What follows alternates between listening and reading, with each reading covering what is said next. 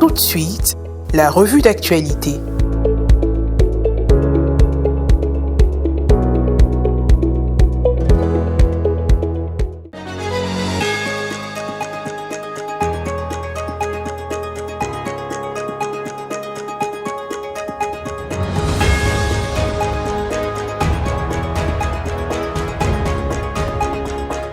Madame, Monsieur, bonsoir. Les titres de votre revue d'actualité sur Ecclesia TV.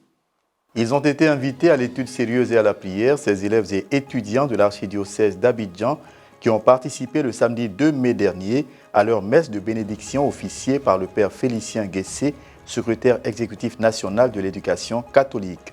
Une invitation au travail acharné et à la prière. Le diocèse de Grand-Bassam a célébré la 6e édition de Festi Éclat, son festival socio-culturel et religieux.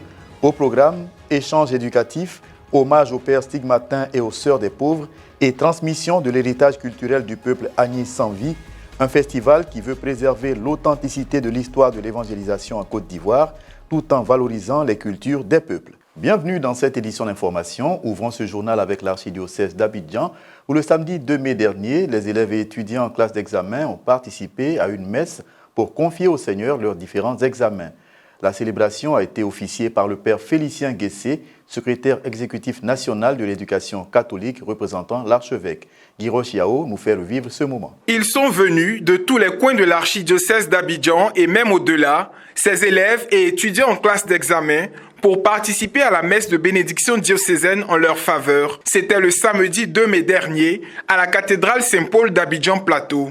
Organisée par le secrétariat exécutif diocésain de l'éducation catholique d'Abidjan, cette grande prière visait à confier à Dieu le bon déroulement des examens scolaires et universitaires et à aspirer au succès. La célébration eucharistique a été présidée par le père Félicien Guessé, secrétaire exécutif national de l'éducation catholique. C'est dans un langage familier à son auditoire que le père Rodrigue Nsaman, secrétaire exécutif diocésain de l'éducation catholique d'Abidjan, a exhorté les candidats à rejeter les distractions excessives et les a appelés au travail acharné. Mes amis, ce n'est pas moi qui ai dit, c'est le prophète de God même qui a parlé. On l'appelle Jérémie. Il dit, mon bon petit, ma bonne petite, si tu ne t'étudies pas, si tu te contentes que de prier, si tu ne révises pas, si tu es trop sûr de toi, si tu comptes sur ton pétrole, sur ton pédia, non seulement tu vas lire l'heure, mais encore, c'est l'heure même qui va te lire. Digba poto, tu vas taper là, tu vas pas croire. C'est un championnat de bosseurs. Et chacun de nous doit se dire, je dois ramener la coupe à la maison. Autre étape durant la messe, le dépôt de gerbes de fleurs au pied de la Vierge, Notre-Dame de la réussite scolaire, pour la consécration de ses élèves et étudiants et l'aspersion en guise de bénédiction solennelle. Dans l'école catholique, il est à la fois pris en charge de façon pédagogique, de façon spirituelle, de façon humaine, je vais dire de façon très intégrale. Et donc, c'est cette dimension spirituelle que nous avons aujourd'hui célébrée, mise en valeur, pour que ces enfants reçoivent aussi toute la puissance spirituelle, en plus de la puissance pédagogique, humaine et relationnelle, pour que dès ce moment jusqu'à la phase d'examen, ils avancent avec beaucoup de sérénité, beaucoup de joie et dans la confiance que leur porte l'Église. Le contexte de cette messe s'inscrit particulièrement dans l'élan de synodalité qui prévaut au sein de l'archidiocèse d'Abidjan. Ce rendez-vous de la pastorale éducative et de la pastorale de l'intelligence manifeste le fait du rassemblement. En général, les paroisses organisent aussi ces prières de bénédiction et de soutien aux élèves en classe d'examen ainsi que tous ceux qui préparent un concours. J'y vois donc le fait de manifester cette synodalité. Cet événement présente un écho favorable auprès des élèves et de leurs parents. J'étais beaucoup stressée par l'examen, mais depuis que j'ai entendu l'interview du prêtre, je me sens relaxée. Pour cette messe, car ça va permettre aux non-croyants de pouvoir bosser dur pour partir à l'examen. Le Père a donné toutes les bénédictions possibles. C'est à nous maintenant de faire le travail nécessaire pour avoir notre examen. Donc, grâce au Seigneur pour nous avoir donné cette chance-là d'avoir et nos prêtres qui pensent à nos enfants parce que sans Dieu, rien ne peut être possible. Dans l'archidiocèse d'Abidjan, ce type d'initiative en est à sa première édition. Un tour à présent dans le diocèse de Grand-Bassam où du 30 avril au 2 mai dernier, la paroisse Saint-Esprit de Moqueville a abrité la 6e édition de Festi Éclat. Le premier jour a été consacré à une journée éducative et à la passation de flambeaux entre les peuples Abouré et le peuple Agni sans vie. Pierre Richemont, Alex Bakobasso.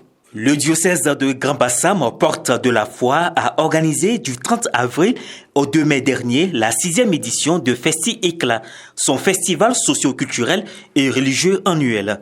Vous savez, l'objectif de Festi Éclat, c'est de rejoindre le parcours de la foi, de l'accueil de la bonne nouvelle en Côte d'Ivoire, mais dans le diocèse de Bassam. La journée du 30 avril 2026 a été marquée par la dimension éducative, comme nous l'explique le commissaire général. Nous avons la journée éducative où tout l'enseignement catholique est invité à travers les enfants, les écoles, les collèges, à venir eux aussi connaître la culture du peuple qui est choisi, écouter, apprendre et à connaître la possibilité de l'action à mener demain.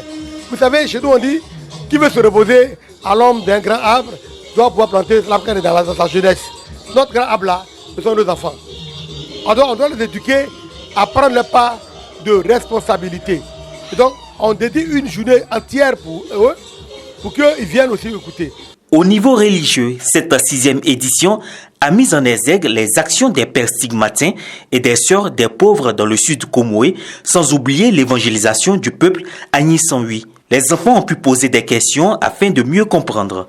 Quand je suis venue, j'ai retenu que le fondateur des Sœurs des pauvres est Louis-Marie Palazzolo. Les Sœurs des pauvres rendaient visite aux pauvres. J'aimais cette journée parce que ça m'a permis d'apprendre les langues. Et j'ai retenu aussi qu'il y a plusieurs types d'Agni. Il y a Agni Mofoué, Agni Sanri, Agni Douablé, etc. Et j'ai retenu aussi que la congrégation des Sœurs des pauvres a été créée pendant une guerre. Pendant cette guerre-là, il y a eu plusieurs morts. J'ai très aimé car il y avait plusieurs stands et aussi nous avons regardé un film des Agni sans vie et aussi les prêtres stigmatins. L'autre étape de cette journée a été la passation de flambeaux entre le peuple Abouré, qui était à l'honneur à l'édition de l'année précédente, et le peuple Agni sans vie, célébré cette année. Le symbole utilisé a été le palmier. C'est le palmier de la vie. Que la vie soit au cœur de toutes les actions et que Dieu bénisse le peuple Abouré et le peuple Agni. Une coïncidence, je suis le chef du village d'Ayebo. Ayebo en Agni, on dit en bas du palmier. Et aujourd'hui, on me remet un symbole qui est le palmier. Alors, je suis moi-même personnellement heureux. Mais le roi du sans-vie est très heureux. Car nous, le peuple Agni sans-vie, nous avons une organisation, un organigramme tissé sur la religion. Alors, nous sommes très heureux d'associer la coutume Agni sans-vie à la religion catholique. Après cette étape, ce fut la prestation du peuple Agni à l'honneur.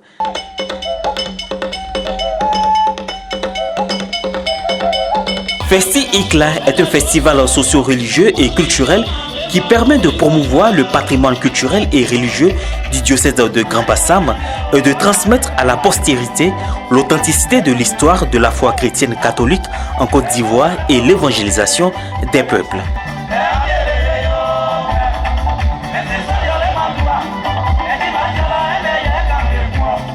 Et pour finir, à l'issue de la prière du Regina Coeli, place Saint-Pierre, le dimanche 3 mai dernier, le pape Léon XIV a souligné l'importance de réciter le chapelet en ce mois de mai et a confié ses intentions pour ce mois à l'intercession de la Sainte Vierge Marie. Les précisions de Maria Bissier. En ce mois de mai, dans toute l'Église, la joie de se retrouver au nom de Marie, notre Mère, se renouvelle, en particulier pour prier ensemble le chapelet, a lancé le pape aux fidèles et pèlerins venus à la place Saint-Pierre pour la prière mariale. On revit l'expérience de ces jours entre l'ascension de Jésus et la Pentecôte, lorsque les disciples se réunissaient au Cénacle pour invoquer le Saint-Esprit, a rappelé le pape Léon XIV. La très sainte Marie était au milieu d'eux et son cœur gardait le feu qui animait la prière de tous. Lors du Regina Coeli, le pape a confié ses intentions, en particulier pour la communion dans l'Église et la paix dans le monde. Les guerres et conflits ne cessent de faire des victimes au Moyen-Orient, en Ukraine ou encore en Afrique. Dans ces contextes de violence, les journalistes peinent à exercer leur métier, certains perdent la vie. À l'occasion de la célébration ce 3 mai de la Journée mondiale de la liberté de la presse, le souverain pontife a tourné ses pensées vers tous ces nombreux journalistes et reporters victimes des guerres et de la violence. Aujourd'hui, malheureusement, ce droit est souvent violé, parfois de manière flagrante, parfois cachée, a-t-il déploré. S'adressant aux gouvernants, le Saint-Père a invité les États africains à prendre leurs responsabilités tout en évitant de criminaliser le métier de journaliste. Les populations doivent pouvoir avoir accès aux informations de qualité, des informations plurielles qui viendraient de plusieurs sources, des sources de journalistes. Concluant son enseignement, le pape a confié cette mission de chaque chrétien, celle de faire de nos communautés chrétiennes une maison ouverte à tous et attentive à chacun, à l'intercession de la Vierge Marie. Un appel à faire également de l'Église un lieu d'accueil, de fraternité et de paix, reflet de la maison du Père où il y a de la place pour tous. C'est la fin de cette édition d'information. Merci de l'avoir suivi et d'être toujours fidèle au programme d'Ecclesia TV.